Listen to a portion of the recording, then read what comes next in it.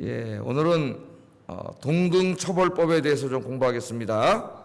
동등처벌법의 진정한 의미, 그런 주제로 말씀을 전하겠습니다.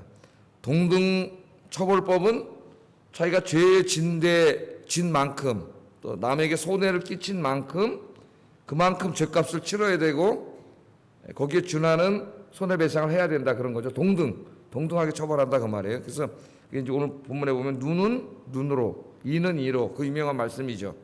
이 말씀은 모세율법에 하나님께서 이스라엘이라고 하는 사회의 사회 정의와 평화를 위해서 주신 사회의 공법의 원리입니다, 이 말씀이. 그래서 예수님 시대에도 이 바리새인들이, 또 율법학자들이 이스라엘 사회 안에 어떤 자기들 나름대로 정의를 위해서 이 말씀을 계속 가르쳤어요. 눈은 눈으로, 이는 이로, 그런 말씀입니다. 자, 출애굽기 21장 23절 25절 말씀 한번 찾아보세요. 출애굽기 21장 23절 25절.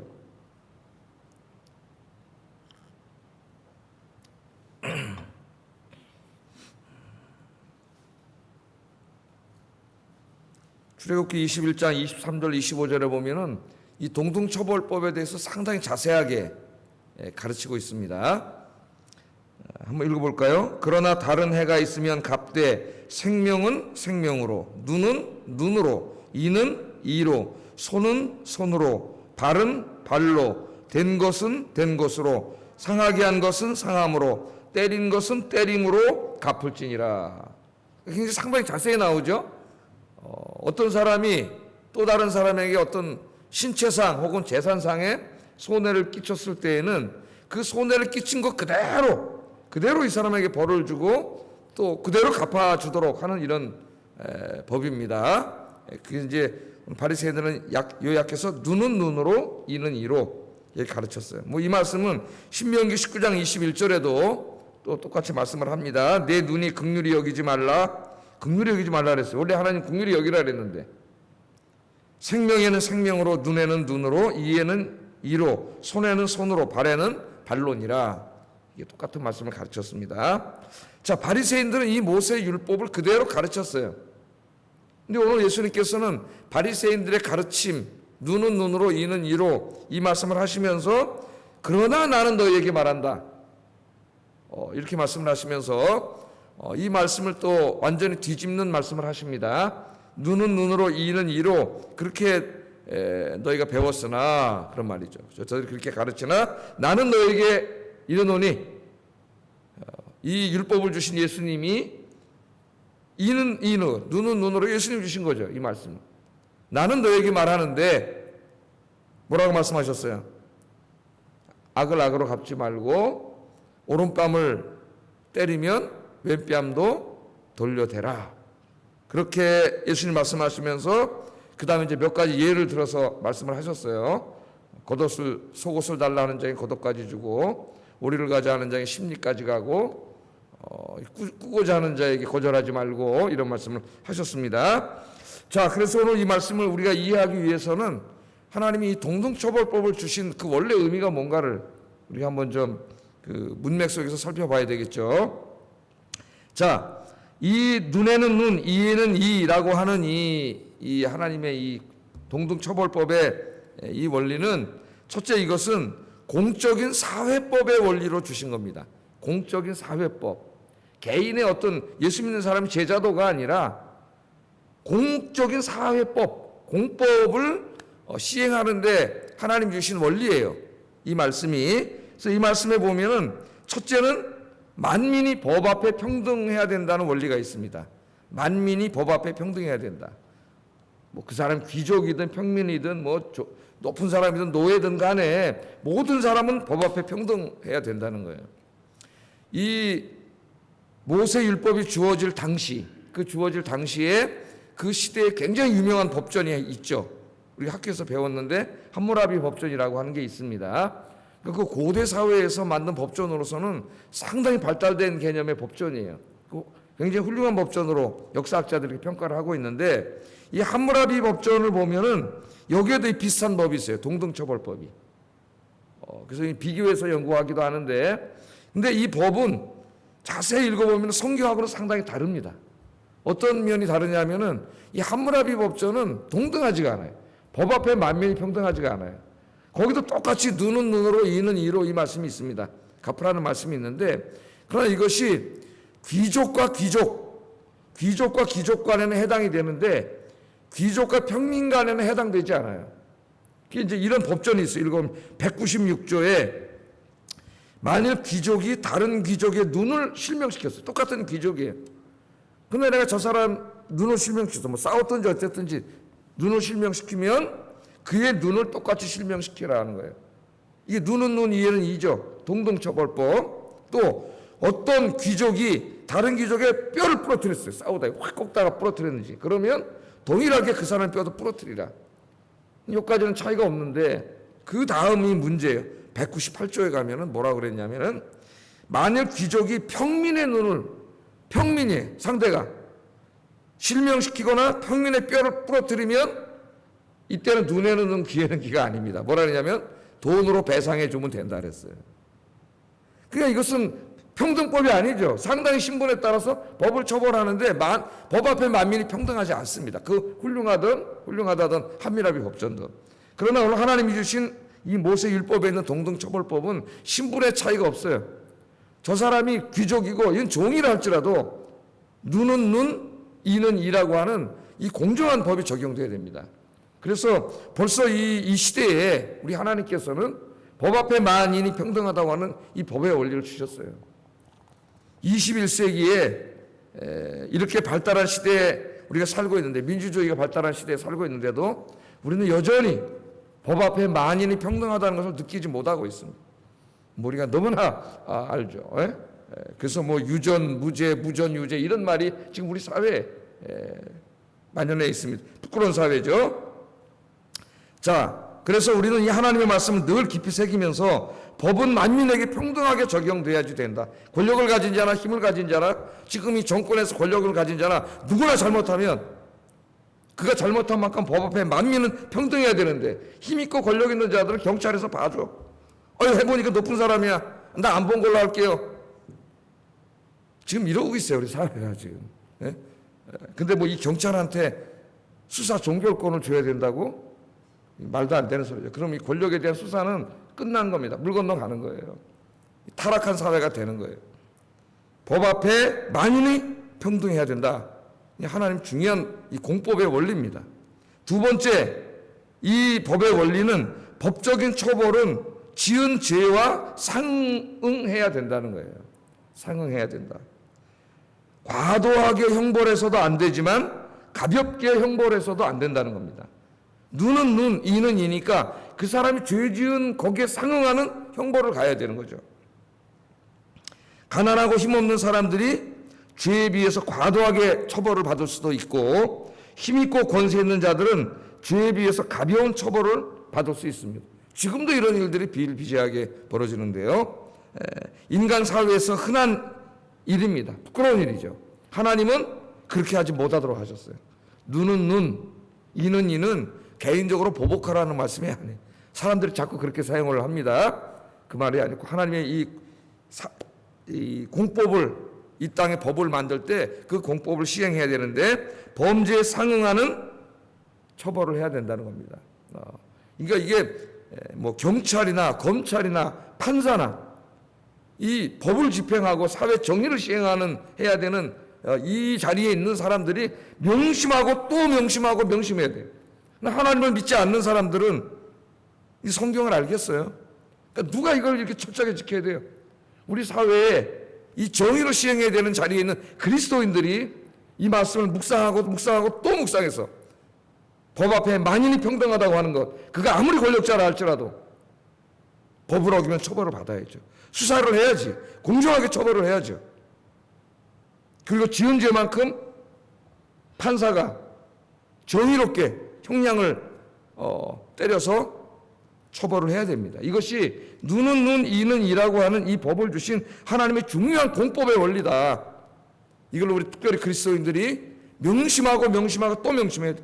우리 사회 판사, 검사, 경찰 이런 사람들 가운데 이제 공수처까지 생겼는데 그리스도인들이 많잖아요. 내가 알기로는 이번에 공수처장이 된 사람도 언론을 보니까 나름대로 독실한 그리스도인이라고 알고 있어요. 이제 이런 자리에 있는 자들은 권력의 눈치를 절대 보면 안 되고 하나님의 공법의 말씀을 가슴에 새기고 그가 누구더라도 하나님의 정의를 시행하는 그런 일을 해야 합니다.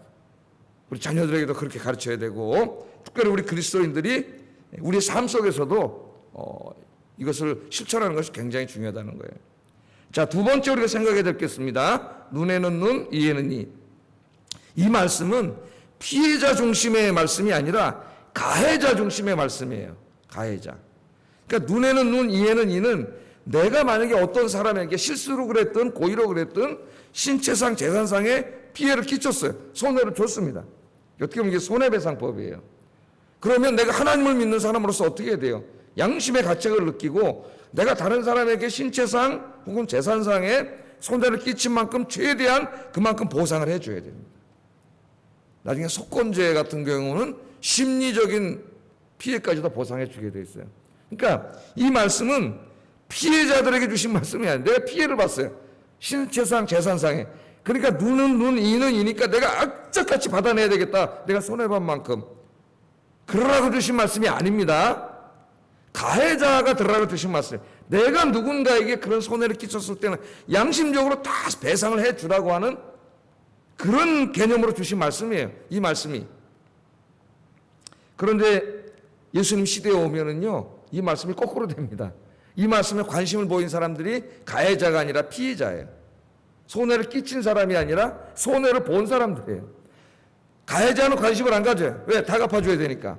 피해를 본 사람들이 이 말씀을 눈에는 눈, 이에는 이네. 율법학자들이 계속 가르치네. 눈에는 눈, 이에는 이. 그렇구나. 저놈이 나한테 손해를 끼쳐서 내가 손해를 받았어. 끝까지 내가 한 푼이라도 다 손해 안 보고 받아내리라. 이렇게 되다 보니까 예수님 시대 유대 사회가 굉장히 살벌해졌습니다. 우리 예수님 그걸 지적하는 거예요. 하나님 이 말씀을 주실 때는 살벌하게 끝까지 내 권리를 다 받아내라. 그런 의미를 준 게 아니고 너희들이 살아가다 다른 사람에게 피해를 끼쳤을 때는 눈은 눈, 이는 이 공법의 원리에 따라서 양심적으로 다 손해배상 해줘야 된다. 이렇게 주신 말씀이에요. 그래야 그 사회가 어떻게 되겠어요? 정의로운 사회가 되고 평화로운 사회가 되죠. 여러분, 정의가 깨지면 사회 평화는 자동적으로 깨집니다. 불공정하다고 느끼면 사람들이 분노하게 되고 거리로 뛰쳐나오게 돼 있어요. 우리 인간이 가장 분노할 때가 언제냐면은 불공정하다고 느낄 때입니다. 정부와 공권력이 법을 공정하게 시행하지 않는다고 느낄 때 굉장히 화가 나는 거예요. 예? 그 다음에 정부를 아무도 신뢰하지 않습니다. 자, 그런데 그렇게 된 거죠. 여러분, 이제 우리가 이거 나중에 보면은 셰익스피어가 쓴 작품 중에 베니스의 상인이라는 책에 한참 후의 일이지만은 유럽인들의 눈에 비친 유대인들. 그게 뭐예요? 샤일록이라고 하는 주인공이 나오는데 고리대금업자죠. 어떤 사람이 돈을 꿔줬어요. 근데 갚아요. 나중에 못 갚으면 네 살점을 떼어내리라. 그래서 계약을 썼습니다. 근데 돈을 못 갚았어요. 그러니까 그래, 눈에는 눈, 이에는 이. 이 말씀을 잘못 적용하고 있는 거예요, 지금. 예? 내가 가해자가 됐을 때 적용해야 되는데 자기가 피해자가 되고 손해를 봤을 때 적용하는 거예요. 눈은 눈, 이는 이. 그래서 계약한 대로 재판장 앞에 가서 그 사람의 살점을 잘라내겠다는 거예요. 그때 재판관이 솔로몬의 재판을 하죠. 그래, 맞다. 당신이 살점을 가져가기로 돼 있는데 피를 가져간다는 말은 없으니까 피를 흘리지 않도록 살점을 가져가라 하고 하는 유명한 재판을 하게 됩니다. 이 모습 속에 단지 유대인들만이 아니라 우리 타락한 인간의 모습, 내 권리는 요만큼도 양보하지 않고 내 재산은 요만큼도 손해보지 않으리라 하는 그런 인간의 악랄한 마음이 여기 담겨 있죠. 만약에 그렇게 된다면은 하나님이 이 법을 주신 의미를 거꾸로 하는 거예요. 정의를 시행하고 평화로운 사회를 만들게 주셨는데 살벌한 사회가 되는 거죠. 그렇게 막 가르치니까 예수님 사회 오히려 하나님 말씀이 왜곡된 거예요. 그래서 예수님이 이제 말씀하시는 거예요. 원래 그런 의미가 아니라는 거예요. 너희들이 잘못 가르치고 있다는 겁니다. 이 법의 원래 의미는 그런 게 아니라는 거예요. 그래서 이제 39절에 예수님 이렇게 말씀하는 거죠. 한번 읽어보겠습니다. 시작.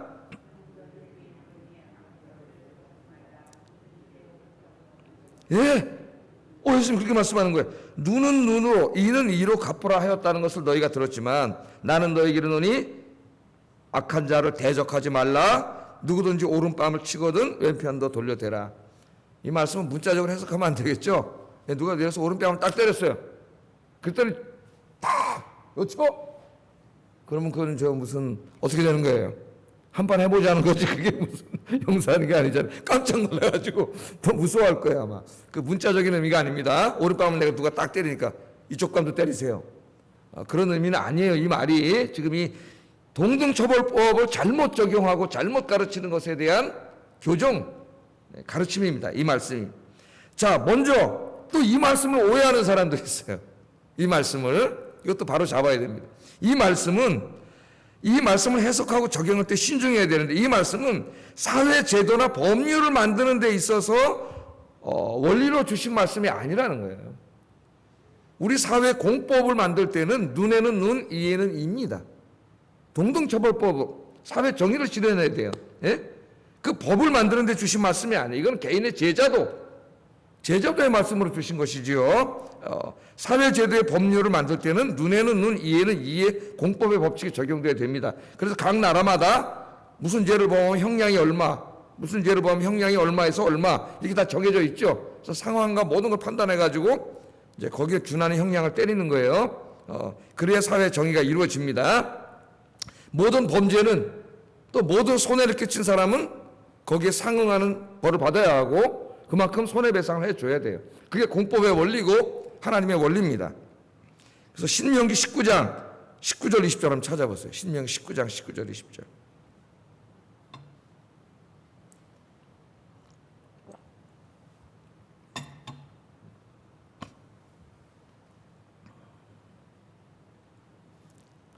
자, 같이 한번 읽어볼까요? 그가 그의 형제에게 행하려고 꾀한 그대로 그에게 행하여 너희 중에서 악을 제하라. 그리하면 그 남은 자들이 듣고 두려워하여 다시는 그런 악을 너희 중에서 행하지 아니하리라.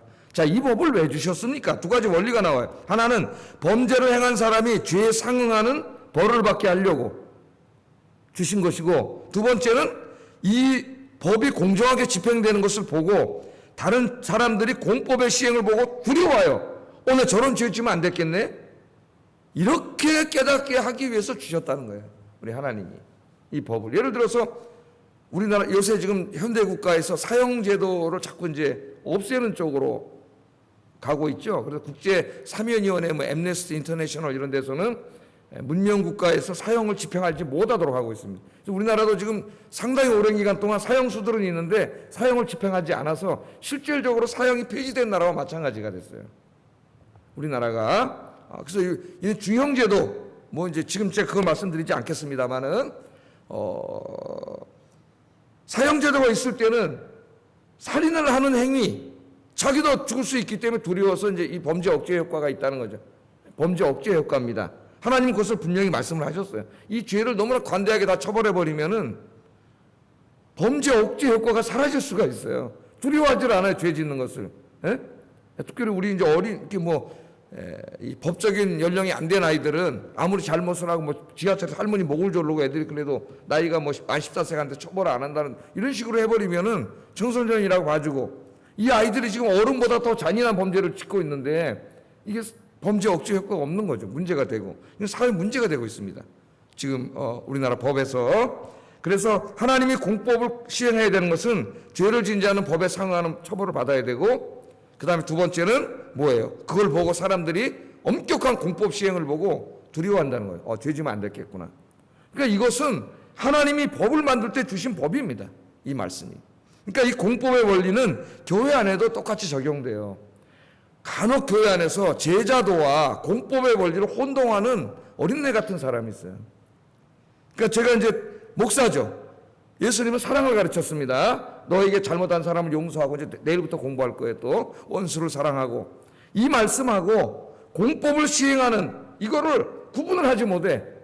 자, 교회 안에도 재판하는 법원이 있습니다. 교회 안에 재판소는 당회예요. 당회는 치리회. 교회 안에 생기는 여러 가지 잘못 범죄한 사람들에 대해서 교회가 치리를 합니다. 법을 집행을 해요. 현대교회에서 잘 안 해서 그렇지 치리를 잘 안 하니까 원래는 자주 열려야 돼요. 치리회가. 그 재판관이 당회장이고 그 배석 판사들이 쉽게 얘기하면 장로님들이에요. 어떤 사람이 교회 안에 심각한 하나님의 영광을 가리는 어떤 교회의 영광을 가리는 범죄를 저질렀을 때에는 그 사람을 불러다가 이야기를 듣고 조사를 하고 재판을 해야 됩니다. 자, 잘 안 하죠. 잘 안 하고 있어요. 원래 하나님 하라 그랬는데. 자, 그래서 정말 심각하게 잘못한 사람이 있으면 눈은 눈, 이는 이의 원리를 적용해야 돼요. 공법을 시행할 때는 그 사람이 잘못한 것만큼 징계를 합니다. 예를 들면 교회에서 출교시킬 수도 있고, 그다음에 뭐 성찬 몇 년 동안 금지시킬 수도 있고, 이렇게 할 수 있어요. 우리 교회 헌법책에 다 나와 있어요. 그래서 그렇게 교회에서 공법을 시행을 하면은 이 정말 성숙되지 못한 어떤 어린애 같은 사람들이 뭐라 그러냐면, 아니 목사님 교회는 사랑 아닙니까? 아니 사랑인데 뭘 그렇게 합니까? 이런 사람들이 있어요. 정말 어린애 같은 사람이에요. 자기가 무슨 사랑이 많은 것처럼. 공법의 원리와 개인 윤리를 제자도로 구분하지 못해요. 당회가 열려서 치료회가 열렸을 때는 거기는 공법의 원리가 적용되는데, 개인의 사사로운 감정을 거기서 제시하면은 그 사람은 그 당회에 들어오면 안 됩니다. 자격이 없어요. 나랑 친한데, 뭐 그런 얘기를 하는 사람이 있어요. 그 사람 자격이 없어요. 당회 치료원으로. 공법을 들어올 때는 그런 걸 다 내려놓는 거예요. 그 사람이 죄를 지은 것에 상응해서 헌법에 따라서 공의롭게 판결을 할 수 있어야 됩니다. 우리나라 판사가 범죄자가 들어온 자기 친구야. 살인을 했는데, 내 친구인데, 그래갖고, 형량을 한 2년, 이러면 어떻게 되겠어요? 그 판사는 불의한 판사가 되는 거예요. 사사로운 감정으로 공법을 어기는 죄를 짓는 거예요, 그거는.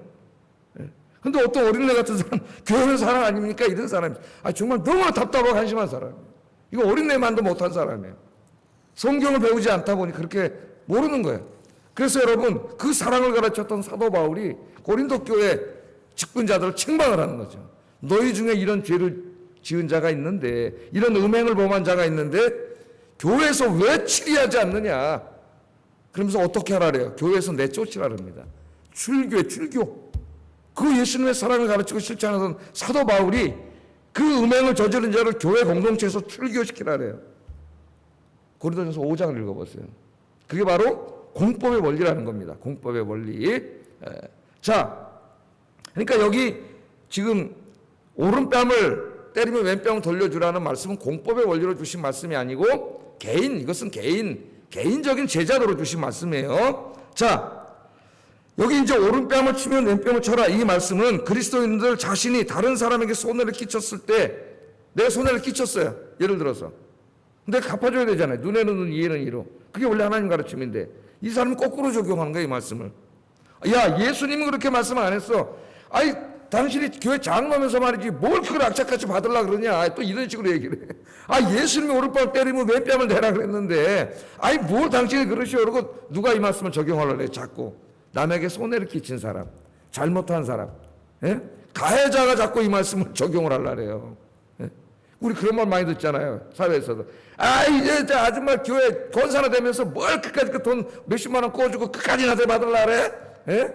안 받으면 안 돼요? 줄 수도 있는데. 이런 사람들이 있단 말이죠. 이거는 그러라고 주신 말씀이 아닙니다. 이거는 누구에게 주신 말씀이에요? 이 말씀은 피해자, 가해자가 아니에요. 누구를 손해를 끼친 자에게 하신 말씀이 아닙니다. 우리가 피해를 받았을 때, 내가 가해자가 됐을 때는 그리스도인들은 양심적으로 뭐라 그러지 않아도 진짜 그 심리적인 보상까지 다 해줘야 돼요. 그게 하나님의 가르침이에요. 그러나 거꾸로 내가 피해를 당했어요. 재산상의 피해를 당했던 어떤 피해를 당했을 때는 이 말씀을 생각해야 됩니다. 이건 개인의 제자도라 그랬어요. 이 말씀을 생각하면서 어떻게 해야 돼요? 용서해주고, 내 권리를 다 사용하지 않고 때로는 탕감을 해주고, 무조건 그래야 된다는 게 아니에요. 원래는 공법으로 시행을 해야 되는데, 내가 보니까 저 사람 형편이 너무나 안 좋아. 형편이 너무나 안 좋고 상황이 안 좋아서 내가 이걸 눈에는 눈, 이에는 이로 다 내 손해만큼 받으면은 어떻게 살 수가 없는 환경이에요. 그럴 때 악착같이 눈에는 눈, 이에는 이네 다 받아내야지? 그렇게 하지 말라는 거예요. 오른뺨을 때리면 왼뺨을 내어 주라는 겁니다. 그건 내가 받을 권리를 다 사용하지 않고 때로는 양보해주고 용서해주고 손해를 보라는 거예요. 이 말씀이. 그래서 그 다음에 나오는 말씀들 있잖아요. 겉옷을 달라 그러면 속옷까지 주라.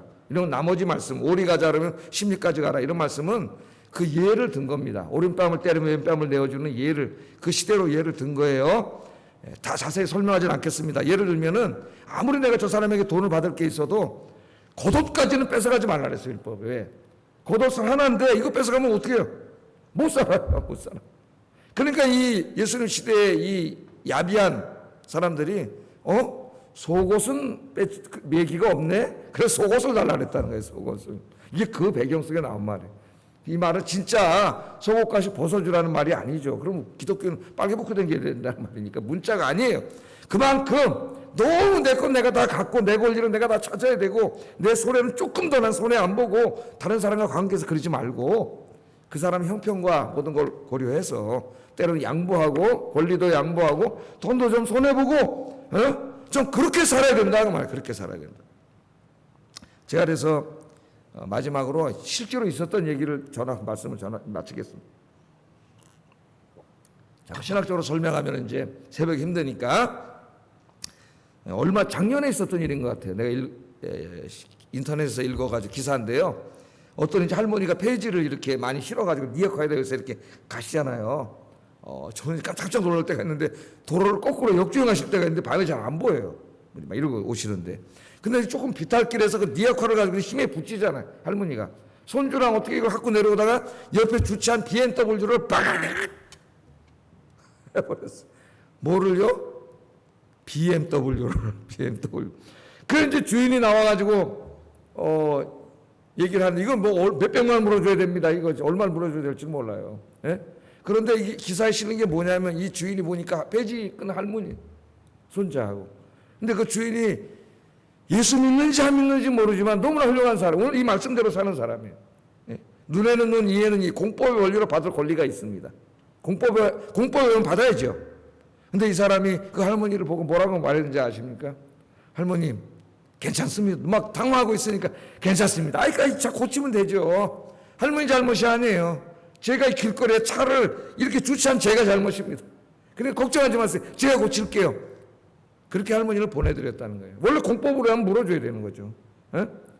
받을 권리가 있습니다. 뭐 잘못한 거 아니에요. 눈에는 눈, 이에는 이를 하면 돼요. 에? 그러나 이분이 만약 그리스도인이라면 오늘 이 말씀대로 산 거예요. 오른뺨을 치면 왼뺨을 내어주고 속옷을 달라면 겉옷을 주고 오리를 가자면 십리를 가고 그것도 여러분 내가 옛날에 다 설명했죠. 로마인들이 법에 의하면은 유대인을 아무나 거리에서 잡아가지고 오리 동안은 물건을 쥐어서 지고 가게 할 수 있었어요. 좋지 않은 법이죠. 그렇게 하면 민족 정신이 살아나가지고 로마군이랑 어디 가서 싸우는 사람도 있고 막 이랬는데 그냥 심리까지 갖추라는 거예요. 이제 그 민족주의에 빠지지 말고 하여튼 제가 자세히 다 설명 안 하겠지만 자 이게 바로 이 말씀대로 산 거죠. 예? 다 받아낼 권리가 있지만은 그 보니까 상황이 어렵고 불쌍한 할머니야. 그걸 다 집에 받아내 그렇게 할 수 없잖아요. 예수님 말씀이 생각난 거죠. 오른뺨을 치면 왼뺨을 줘라. 네 권리를 다 받지 마라. 예? 그래서 할머니를 위로하고 오히려 제가 잘못입니다. 제가 고치겠으니까 염려 말고 가세요. 이게 인터넷 실제로 실렸어요. 이 말씀. 야 이렇게 훌륭한 사람들이 있구나. 또 한 가지는 이건 어떤 목사님이 실은 얘기입니다. 이제 개척교회를 하시는 목사님인데 개척교회니까 재정이나 뭐 얼마나 어렵겠어요. 그래서 이제 뭐 신방을 다니고 이래야 되니 차는 있어야 되니까 어떻게 이제 중고차 하나를 사가지고 이제 교회를 하셨는데 너무 피곤해가지고 까딱 졸다가 세게는 아닌데 앞에 서 있는 이것도 외제차를 박아버렸어. 목사님이. 그때 외제차 뭐 벤츠인가 뭔가 찌그러졌대요. 다. 그래서 이제 나와가지고 그럼 어떻게 해요? 서로 이제 막 적고 이제 바쁘니까 서로 이제 주소 적어 전화번호 적어주고 이제 이렇게 해서 하잖아요. 이렇게 합의를 하고 이제 치료하는데 그래서 서로 이제 이게 뭐 치료비가 아니라 수리비가 나오면 전화하기로 하고 이제 이렇게 연락처를 주고받고 헤어지면서 이제 얘기를 하는 중에 이 목사님이 개척교 목사인 걸 알게 된 거죠. 이제 외제차 주인이 헤어졌어요. 며칠이 지났는데 이 청구서가 날라오면 이제 엄청난 돈이 날라올 때는 어떡하지? 아마 보험도 안 들어놨는지 아니면 뭐 책임보험만 들었을 수도 있고 그런 자세한 내용을 안 썼기 때문에 저도 미국에 있을 때는 라이어빌러티라는데 책임보험을 라이어빌러티만 들었어요. 그러고 다녔어요. 종합보험을 못 들었어요. 보험료가 너무 비싸가지고 책임보험 뭐예요? 나만 안 때려박으면 돼. 내가 안 때려박으면 되는 거예요. 그렇게 다닌 적이 있습니다. 미국에서 한 번도 난 종합보험을 들어본 적이 없어요. 그 이제 걱정을 하고 있는데 며칠 있다가 싹 중형차, 좋은 중형차가 한 대 오는 거예요. 그랬더니 그 차를 갖고 온 사람 내리면서 편지까지 이분이 전해주라 그랬다고 그걸 가져오더라고요. 그래서 그 편지를 읽어보니까 누구냐면은 얼마 며칠 전에 그 자기가 때려박았던 그 사람이에요. 목사님, 제가 들어보니까 목회를 하시는 훌륭한 목사님이신데, 제 차는 제가 수리하겠습니다.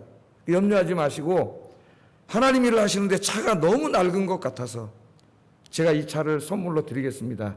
이 차 타시고 목회 열심히 하세요. 이렇게 메모지와 함께 차를 보내줬다는.